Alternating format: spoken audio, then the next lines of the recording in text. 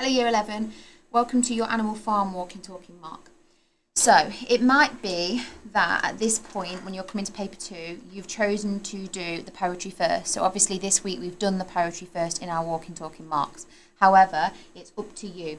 So a reminder that the exam time is 2 hours 15. This is a long time, but it's needed. This is not time for you to put your pen down and relax thinking you've done it. You should be working for the full amount of time.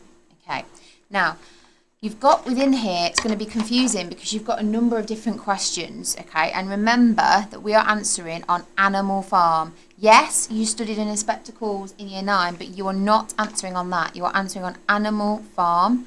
So we need to make sure we ignore all these other questions and go to the correct page.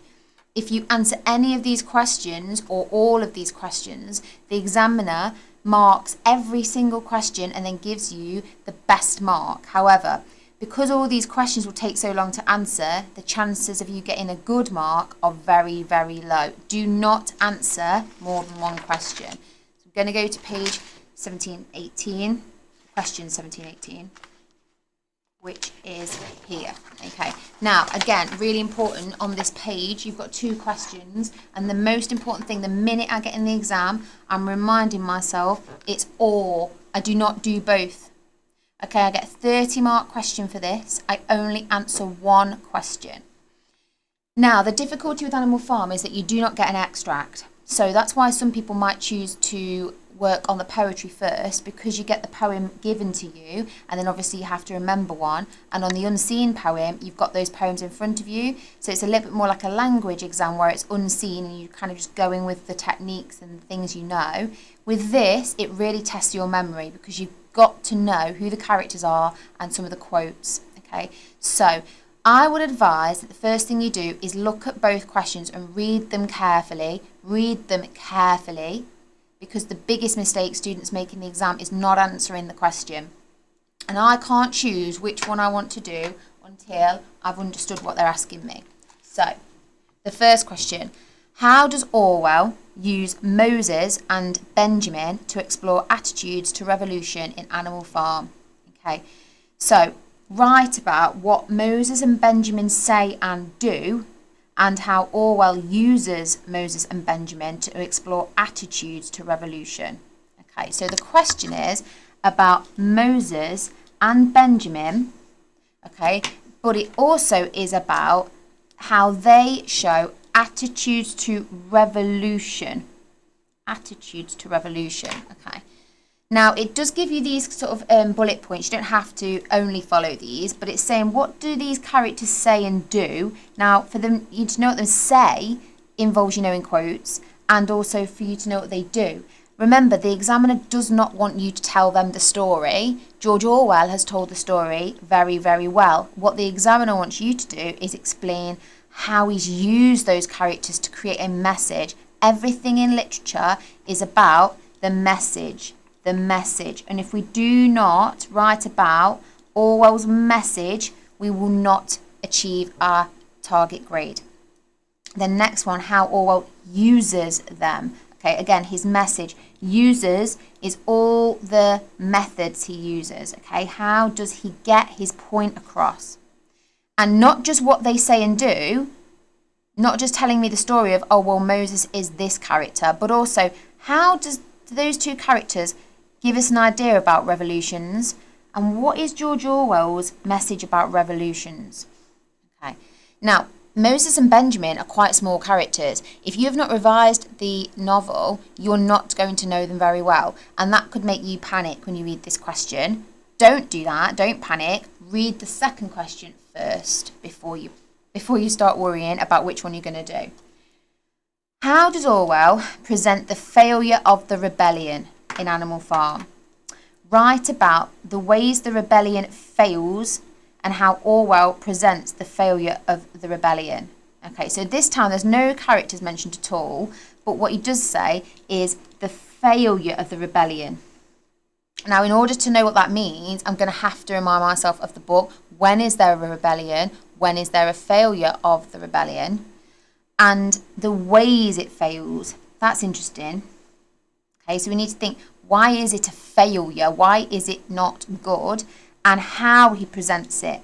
Now, this question just mentioned no characters at all, okay, which means that when it says how does he present that failure of the rebellion, you might want to think which characters does he use, okay? It might be the words, the language, the quotes that he uses.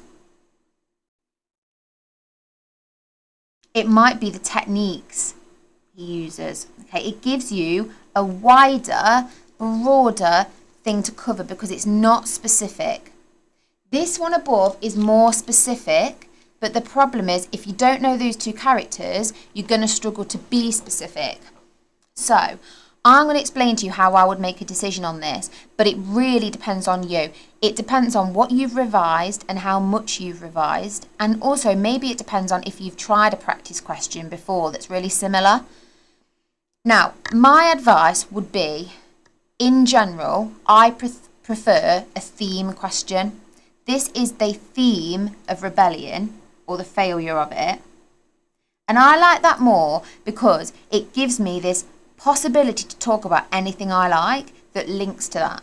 So I am not constrained like you have to talk about Squealer. I can talk about whatever I know best, which means it plays to my strengths, provided I understand what has failed in terms of the rebellion. Okay, so that's probably my automatic preference. However, I do actually know Moses and Benjamin quite well. And what I also know is that the chances are less students are going to do that question because some students haven't revised. So if you're sitting there thinking, well, I have actually revised Animal Farm really well, I know Moses and Benjamin really, really well, and I've got some really quite clever ideas about them, I'd be tempted to do this one because it may mean that you're able to really demonstrate to the examiner that you're an exceptional English student, because some people will just avoid that question because they have not revised.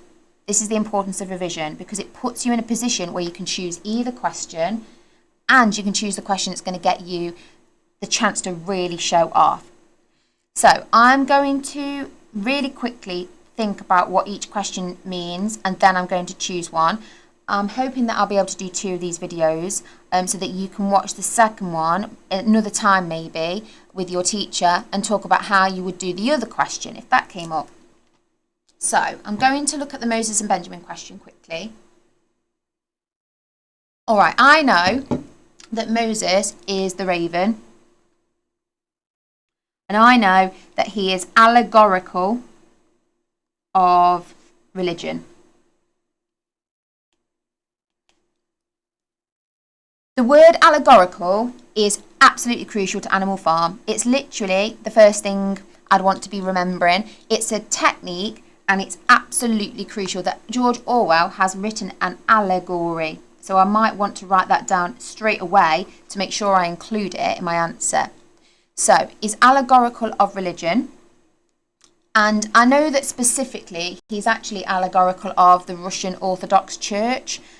So I'm going to be potentially talking about that. I'll just write that, Russian Orthodox Church. I know that he is in cahoots. He's like mates with, or whatever, Farmer Jones. So remember, just because it says these 2 characters doesn't mean they're the only characters I have to talk about. It just means my main focus will be on those. He works with Farmer Jones, and I also know that actually a really famous quote from the beginning is that Farmer Jones feeds him beer-soaked bread. I definitely want to talk about that because it shows the kind of corruption, because when I get to this attitude to revolution, I'm going to want to talk about how Moses is probably not that helpful. I know that he mentions Sugar Candy Mountain, which is an allegory for heaven. And I also know that he told tales and did no work. So I have revised quotes, and I have thought to myself, I'm going to try and learn maybe 3 quotes per character, just like I would try and learn 3 quotes per poem on one of my flashcards, my revision cards, and these are the 3 quotes I know for Moses. Okay, so I now need to think, I know what he says and he does, but how is he used about revolution? that's a more difficult question. So I think that Moses doesn't help the revolution. Okay, now I think that when he talks about Sugar Candy Mountain, that Moses is actually trying to stop the animals from having a revolution, because what he's saying is, actually, don't worry, you'll go to heaven when you die, so just carry on working really, really hard. And that's because he's mates with Farmer Jones. So I think that Moses tries to stop revolution.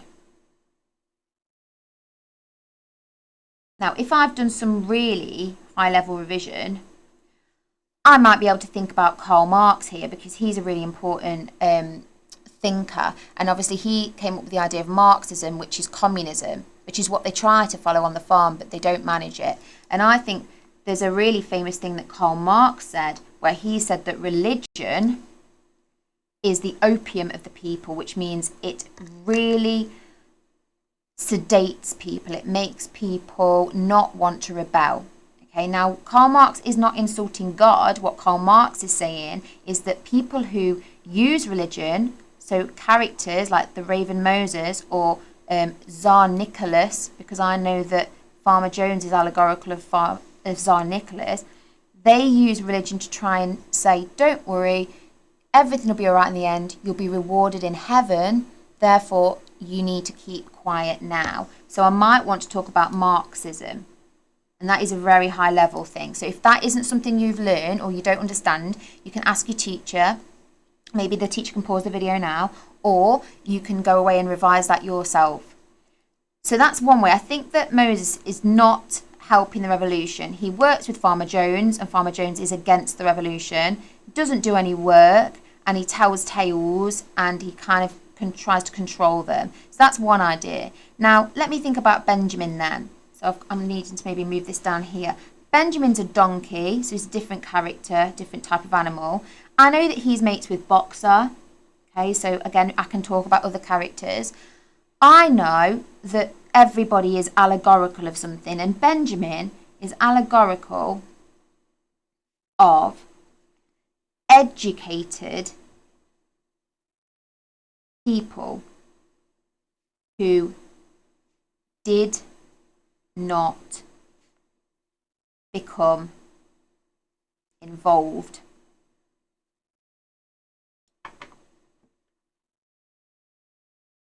I mean involved in the Russian Revolution, but let's say revolution generally, because that's what the question's about. Now, I know this because Benjamin is the only character in Animal Farm that can read, okay? He's talks about the fact that he can read, but he chooses not to, okay? So, even though he can, he will not read the commandments to the animals. And that's a real problem, because what that means, he doesn't help the other animals to read. Therefore, they are not aware that they're being lied to. So when Squealer changes those commandments to no animal shall sleep in a bed with sheets, or no animal shall kill another animal without cause, actually, if the animals were able to read, they would go, hang on, you've changed that. You've changed those commandments. You're trying to exploit us. You're trying to control us. But because Benjamin is the only one that can read but chooses not to, they can't. So Benjamin is what we call, and this is a great word to learn, apathetic. And that means he's got no interest. He does not want to get involved. Okay? It's a bad thing to be, I think, because especially when people are being treated badly, we should stand up for what is right. So in your PSHE lessons, you might have heard the word a bystander and an upstander. So Benjamin is a bystander. Okay, I don't want to go into this question because I still need to plan that one. So he's a bystander. This is a bad thing, because what happens in the end is, to his best mate, is that Boxer is killed. Okay, and it's too late to stop it by then. So I'm going to think about Benjamin and what he sort of says. I've kind of already answered my second bit about the attitude to revolution, and I haven't talked as much about what he does. Now, he doesn't read, and he believes that there's no point in helping. There's no point or interest in helping. So I've got a quote for him. He says something which is, life will go on as it always had, badly. I've made that a bit shorter than it is. I think in the book it says life will go on as it always had done. That is to say badly, but you're fine to do that. And what he's saying there is he's saying that things will always be the same. Nothing ever gets better. He's very pessimistic. He thinks very negatively about things. He thinks that everything just goes round in a big circle and goes back to how it's always been. Nothing ever gets better. Now, I think that's actually what Orwell thinks too. I think that he's quite negative about humans and how we corrupt things and make things worse. And that's why at the start of the book, there's this Farmer Jones who's corrupt. And at the end of the book, there's all these pigs that are corrupt. Life will go on as it always had, badly. Okay, this is a really negative view. It shows apathy. He's apathetic. And it shows why he doesn't get involved. He's like, I don't care, there's no point. Right? Another thing that Benjamin says that's a really important quote would be more towards the end when Boxer is taken. He is really angry at the animals because they don't see that the van that has come to collect Boxer is actually going to take him to the knacker's yard, which means he'll be killed and boiled down for glue.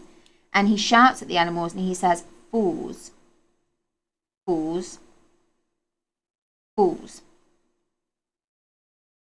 Now, I know the full quote, so in the exam I might just write that for my plan, but I'm going to write down the full quote for you guys so that you can learn it because it's such a good one. Fools, fools, fools, do you... Hang on, sorry. Yes, do you not see? That's right. What is written on the side of that van?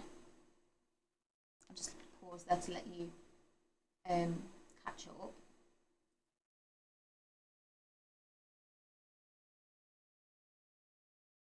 Okay, so what he's saying there is, he's saying, you lot are idiots, can't you read? Well, no, they can't, and he knows they can't because he chose not to help them read. So it's really, really unfair that then he sort of uses this repetition, this hyperbolic repetition with these exclamatory sentences and asks this rhetorical question. They absolutely can't read what is on the side of the van. No, and that is your fault, Benjamin. Okay, so I think then this is kind of showing us that Orwell is demonstrating that people that stand by and don't get involved, they also stop revolution. It's the same idea. Okay, so I think Benjamin, he doesn't mean to, but he does stop the revolution because he doesn't help. He never ever helps, and that's a real problem. Okay, so I think I obviously know the characters quite well, and I think, right, I could write an answer on this question because it's about Benjamin and Moses, and I know them both, so I'm not too worried. However, you might think, I actually don't know some of the stuff that Mrs. just said. I probably need to revise it or ask my teacher because these characters are quite small characters. Now, in the exam, I'm going to want to write probably around 3 paragraphs. And so the interesting thing here is that I'm probably going to have to write one about Moses, one about Benjamin, and then maybe a third. So they're quite sort of straightforward in terms of it's telling me. My third one might be about a different character but linked to them. So it could be about Boxer's death. Okay, it could be about reading altogether. It could be about education because I also know that Napoleon educates the dogs separately and he doesn't let them learn from anybody else. So I know about the kind of control of education, and that links to Benjamin, or the control of religion and how Moses comes back at the end. But I really want to make sure that everything I'm talking about links to revolution. So my third one might be something I decide later if I choose to do this question. So again, I might have a third quote for Benjamin because I'm trying to use 3, but I might not get time. Those 2 are fantastic if I can. So I'm happy with that. So I might not write all of this down in my planning. I'm doing that for you guys, but I would certainly start to scribble things like quotes I've remembered, techniques I want to include, Maybe this little picture here, because that's reminding me of that cyclical structure, that things keep going back to where they were, and stuff about revolution. I'm probably going to want to mention Russia at some point because it's the context of it.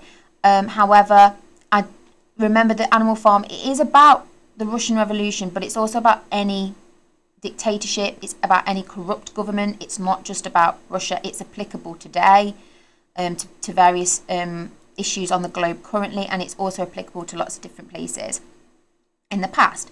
The other thing I need to make sure I do is Orwell. What's his message? It's that revolution is stopped by people who are bystanders, that religion can sometimes stop revolution, that people try to control each other, okay? That's all really important, that things maybe go back around, that things don't change, that revolution is almost futile. Oh, I love that word. It is on my list of favourite words. So futile means pointless. So I'm going to maybe use that word. That looks like a B, but it's an L. It's an L. Okay. Right. I'm going to go on to the next question then. So plan this one. Think about this one. How does Orwell present the failure of the rebellion in Animal Farm? Okay. Now, I said to you, this one might be better because you're thinking I can talk about anything I like, but it must be about the failure of the rebellion. So the main rebellion that I'm thinking of is after Old Major's speech.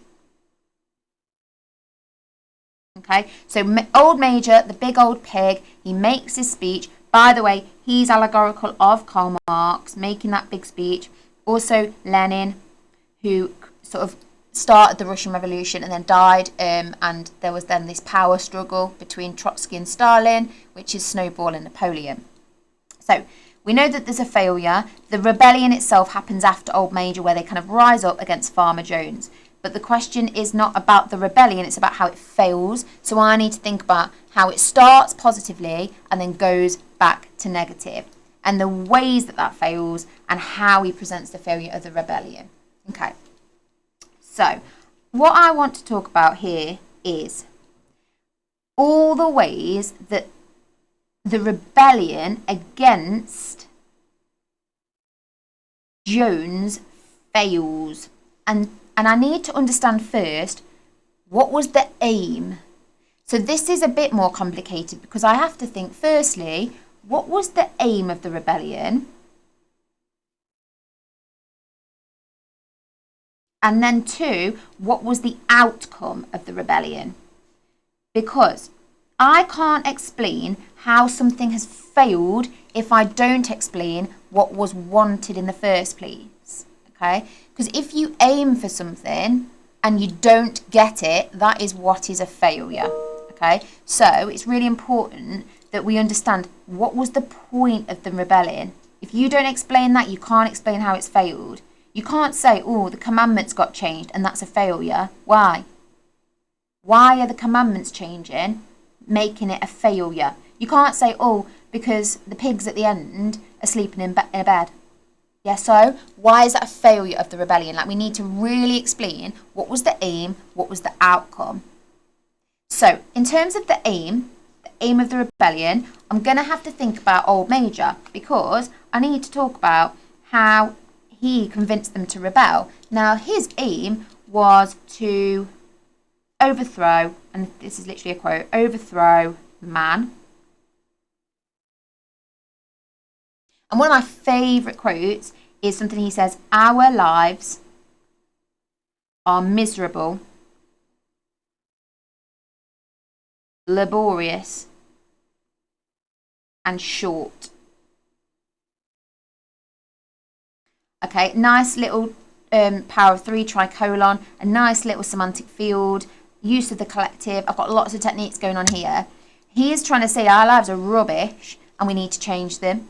And another really good quote from him, remember I've tried to learn 3 for everyone, is no animal escapes the cruel knife.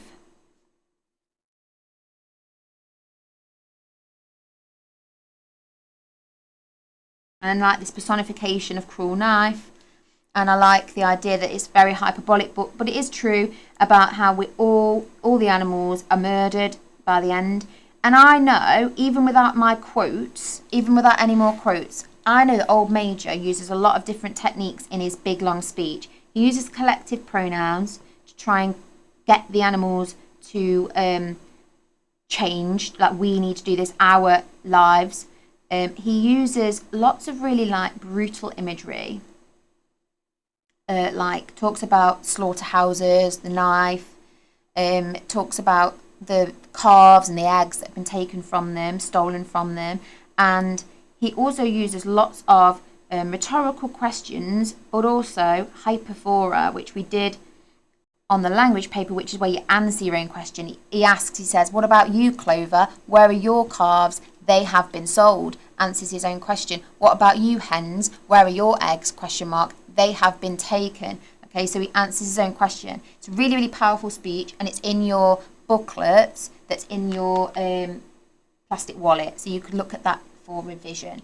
So I'm going to talk about Old Major, the aims of the rebellion, but then I'm going to have to talk about the outcome of the rebellion too, because that is the main part of the question, but I must explain at some point what's gone wrong.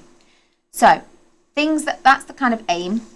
Now, the other thing that is the aim are the commandments. So they come up with the commandments to follow, rules. Remember that the commandments are like religious allusion to the Bible, so a biblical allusion you could write instead. And they've got them to follow, like no animal shall kill another animal, no animal should drink alcohol, all these kinds of things. Alcohol is important. I did want to mention it here with the beer soaked bread, because that shows the kind of corruption. Farmer Jones and Moses are both having alcohol. The very first line of the book is Farmer Jones was too drunk to close the pot holes. Okay, so he's too drunk. So we know about these commandments. That was an aim. And we also know that they called it animalism, which is an allegory for communism. So these are the aims, was like fairness, not being treated badly, that they would own the farm themselves, that they would have equality. All animals are equal is the main idea, the main aim. And then I have to think about how has it failed. Okay, and what we'll do is when we write it, we'll sort of try and match them together. So we'll be like, right, so one aim was the commandments and one failure was when they were changed, and that could be our paragraph, all right? Or one aim was animalism and equality, and this is how it wasn't followed. So we kind of do it in the same paragraph, because I want to always be talking about the failure. So number 2, for the outcome of the rebellion, let's think about what went wrong. So I'm going to mention the milk and apples. And this is a quote, milk and apples had vanished. And I remember that really clearly because that was one of the first things that happened that made it clear that things were not fair. The milk and apples had vanished. So things are not equal. Okay. Something else that shows the outcome of the rebellion is Squealer tells lies. Okay. And we know that that is called propaganda. We talk about a lot in my lessons. So you've got propaganda there because Squealer is actually allegorical of the Russian news, and particularly Pravda, which is the Russian newspaper, which does actually mean truth. But it obviously isn't truth. It's a bit ironic because then we're not telling the truth. There's another thing that's happened then that's gone wrong. Then I would say something that goes wrong is Boxer's death, right? That isn't the aim of the game at the start. So that's not fair. That's not equality. And their lives, they do not escape the cruel knife. Yeah, he is sold for cash. So profit still wins. All right, so Boxer's death would be a really important part. I mean, I personally would want to write about Boxer in every essay I write about Animal Farm because he's such a great and important character. I know about Boxer, he's allegorical of the working class, or what we might call, if we've learnt this, the proletariat, which is a Marxist term, so you want to mention Karl Marx when you talk about that. He's also linked to a man called Stakhanov, who was a miner, and your teacher might want to pause the video to Google him or talk to you about him. He was a miner that worked in the Soviet Union and was used as this example of a great hard working comrade, but actually it was propaganda, a bit like Boxer when he keeps saying I will work harder, and that's probably the quote I'd go with here. With Squealer, the quote I could probably go with is, like, one of my favourites is, surely you don't want to see Jones back, because he just keeps repeating that.